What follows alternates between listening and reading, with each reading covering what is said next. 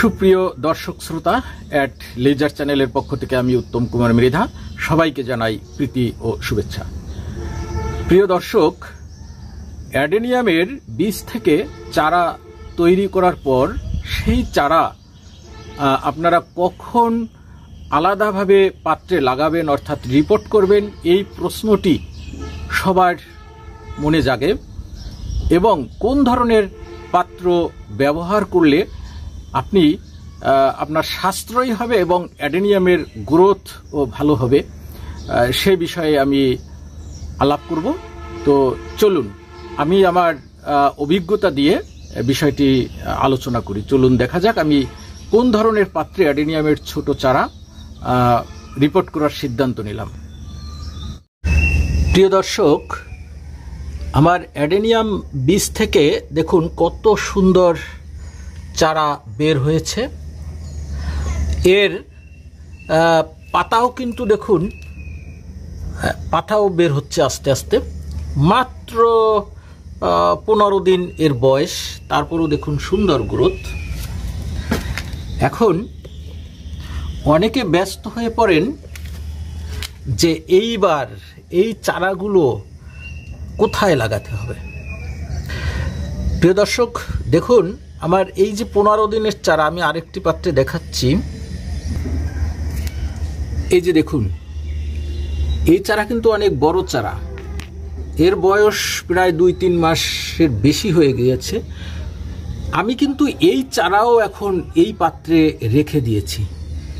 আমি কিন্তু এই চারা এখনো আলাদা পাত্রে দেইনি, কারণ এই পাত্রে এখনো এই চারাগুলোর গ্রোথ হওয়ার সুযোগ আছে। দেখুন ওই যে ফাঁকা, প্রত্যেকটা গাছের মাঝে, প্রত্যেকটা চারার মাঝে কিন্তু ফাঁকা আছে। যতক্ষণ পর্যন্ত এরা দেখব যে এই পাত্রে আর এদের আটছে না, অর্থাৎ কিনা একটার গায়ের সাথে আর একটা লেগে গেছে, তখন কিন্তু আমরা আলাদা পাত্রে এদেরকে বসিয়ে দেব। দর্শক দেখুন, আমি আলাদা পাত্রে বসানোর জন্য এই যে দেখুন আমি বসিয়েছিলাম, কি অবস্থা, কত আয়োজন করেছিলাম। দেখুন এরকম সিডলিং ট্রে আমি কত কিনেছি, আরো দেখাচ্ছি, চলুন দেখুন। এই যে দেখুন, এই এক প্রকার, আর একটু আগে তো আর এক প্রকার দেখালাম, কি অবস্থা দেখতে থাকুন। এই যে দেখুন সিডলিং ট্রে, এই ট্রেতেও আমি কিন্তু অনেক চারা, কত এক একটা সিডলিংকে 70টা ধরে, দেখুন এখানে কতগুলো আছে, এখানে কত সিডলিং ট্রে আমার বসানো আছে। আমি এখানে কিন্তু এই ট্রেতে চারা বসিয়েছিলাম। চারার অবস্থা দেখুন, দেখছেন, দেখুন কি অবস্থা, গ্রোথ কেমন। এই চারা বসানোর জন্য আরো দেখুন আরো কি করেছি, ফলের ক্যারেট, দেখুন ফলের ক্যারেটেও আমি লাগিয়েছি। দেখুন দেখুন আরো দেখাচ্ছি, দেখুন এই যে দেখুন ছোট পলি ব্যাগ কিনেছি, তারপর এই যে বোতল কেটে কেটে বসিয়েছি, কত আয়োজন করেছি। এত কিছুর কিন্তু আমি এত কিছু করার পর আমি সিদ্ধান্তে আসলাম কি, দেখুন একেবারে অবাক ব্যাপার, অবাক। এই যে চারা, এই চারার মাঝে মাঝে আপনারা দেখছেন ফাঁকা, আমি কিছু কিছু চারা এখান থেকে উঠিয়ে কিন্তু এই দেখুন এই পাত্রে লাগিয়েছিলাম। এই চারা এবং ওই চারার বয়স একই, আপনারা কি তা বুঝতে পারবেন? দেখুন গ্রোথ, দেখুন দেখুন কত সুন্দর গ্রোথ। আমি এই পাত্র থেকে এবছর কিন্তু বৃষ্টির সিজনের পর, অর্থাৎ আশ্বিন কার্তিক মাসে কিন্তু আমি এই পাত্র থেকে উঠিয়েই আমি গ্রাফট করব। তাহলে আমার পাত্র প্রয়োজন হচ্ছে এরকম একটা পাত্রেই আমি জার্মিনেশনে বীজ বসিয়েছি, একটু আগে দেখালাম। সেই পাত্র থেকে যখন দেখব যে তার গায়ে, একটা চারার গায়ে আর একটা চারা এঁটে গেছে, অর্থাৎ কিনা ফাঁকা নেই যথেষ্ট, তখন উঠিয়ে মিডিয়া আলাদা তৈরি করে, ওই বীজের মিডিয়া আর এই মিডিয়া কিন্তু আলাদা মিডিয়া তৈরি করে, এভাবে দেখুন আমি এখানে কয়টি বসিয়েছি, 4 আর 4 8 আর 4 12টি বসিয়েছি। এবং এই 12টি আবার কিন্তু এদের গায়ে গায়ে মিশে যাবে যখন, তখন আমি এখান থেকে উঠিয়ে আমি গ্রাফট করে দেবো, অথবা এই পাত্রেই আমি গ্রাফট করে দেবো। তাহলে এই একটি পাত্র যেখানে আমার যথেষ্ট ছিল, সেখানে আমি কত কিছু সিডলিং ট্রে, তারপর ছোট পলি ব্যাগ আর বোতল কেটে কেটে কত না বুঝলে দর্শক এটাই হয়। এখন আমি একটু দেখাবো যে কিভাবে আমি এই পাত্রে এইগুলো চারাগুলো রিপোর্ট করি। চলুন প্রিয় দর্শক, এই যে মিডিয়া, এটাই আমি ব্যবহার করেছি লাল সিলেকশন বালি, দেখতে পাচ্ছেন ইটের ছোট ছোট গুঁড়া, অর্থাৎ কিনা ইট ভাঙার পর চালার পর যে সুরকি থাকে সেইগুলো, কয়লার গুঁড়ো, ভার্মিকম্পোস্ট আর কিছু কোকোপিট অর্থাৎ নারকেলের ছোবড়ার গুঁড়ো, এটা আমি মিশ্রিত করে তারপর দেখুন সেই একই পাত্র, যে পাত্রে আমি বীজ লাগিয়েছিলাম সেই একই পাত্র, আমি সেই একই পাত্রে কিন্তু এভাবে নিচে একটি নেট দিয়ে দিব যাতে এই মিডিয়াগুলো বের না হয়ে যায়। আবারও বলছি, এই মিডিয়া আর বীজের মিডিয়া কিন্তু আলাদা। তারপর আপনি এভাবে মিডিয়া দিয়ে দিবেন।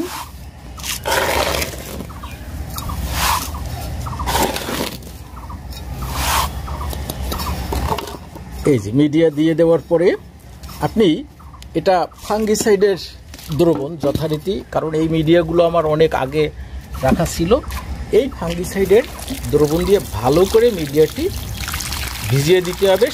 নিচের থেকে যতক্ষণ পর্যন্ত এর পানি না পড়ে ততক্ষণ পর্যন্ত এটি ভিজতে থাকতে হবে। আমি দেখুন এই একটি পাত্রে আমি সেভাবে ভিজিয়ে রেখেছিলাম যাতে ভিডিও খুব লম্বা না হয়। আমি এই পাত্রে এবার কিভাবে রিপোর্ট করব দেখুন। যথেষ্ট পরিমাণে ভিজিয়ে রেখেছি আমি এই পাত্রে, 12টাই, আগের পাত্রেও 12টা ছিল, এটা ছোট পাত্র 10টা হলে ভালো হয়, তারপর আমি 12টা দিচ্ছি। দেখুন ওই টেরে থেকে আমি উঠিয়ে নিয়ে আসছি, এই যে এইগুলোই পটিং করে দেব। দেখুন কত সহজ, একটি কলম দিয়ে আমি ছিদ্র করে নিলাম।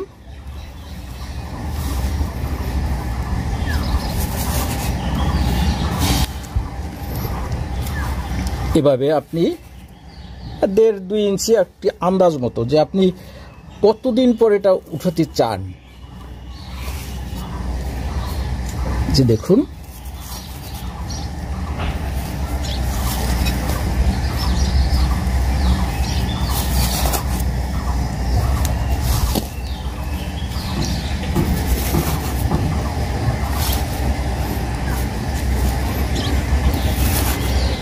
আটটা হয়ে গেল আমার, 8টা, 9টাই, 10,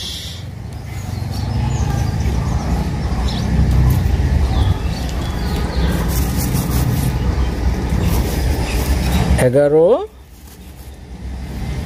12।